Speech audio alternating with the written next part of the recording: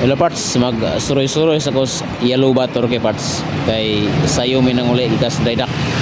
Unya shout out kay parts kang Remigio Unido ug kang Manuel Napolis watching from Ormoc City.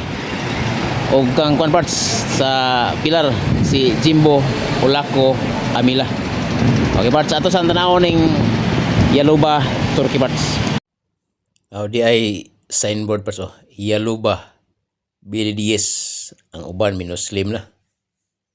Nigawas ko parts kay kining magbarko ta parts dili giga tanang lugar makagawas kay magdepende na sa biyahe. Unya ang mga barko parts kung mobiyahe nag-Isya kasagaran anan rayda kana China gina. Unya kiring akong nasakyan ron diras Europe banda. Mao nga ilang napili Turkey kay og pulan mahal-mahal pod og bayad kung magdaydak.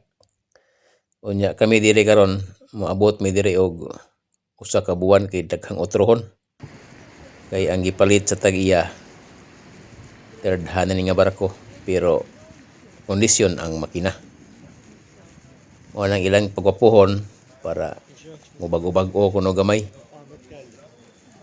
Pero og dinalian pa o kaya ra humanon og one parts mga 15 ka adlaw pero gamay ra poy utrohon. Unya kay ila manggi sumpayan tong bridge para mura kunog brand new tan-awon aw mao nang dugay gyud mahuman. Unya ang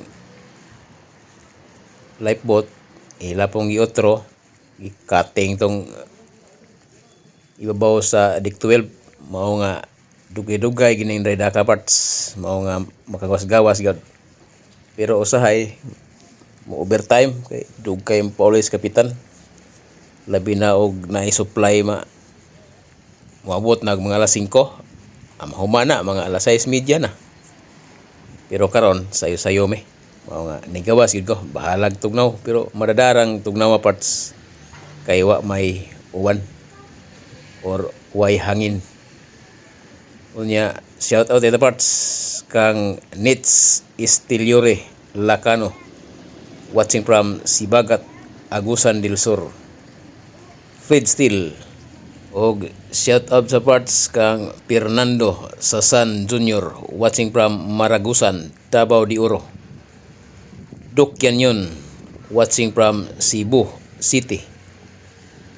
Pusi Siargao Carintal watching from Siargao Island.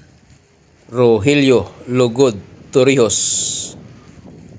Ronilo Gimaugsang watching from Guadalupe, Carmen Bohol. Tisay Tigtig Abas Lagunda. Alfrida Lido watching from Maragusan, Davao de Oro. Rio Codoria. Mar Sarayan watching from Tagbilaran City. Ug kang Marlo Garma watching from Cagayan, Bali. Ug sa tanan ako mga viewers parts daghang salamat.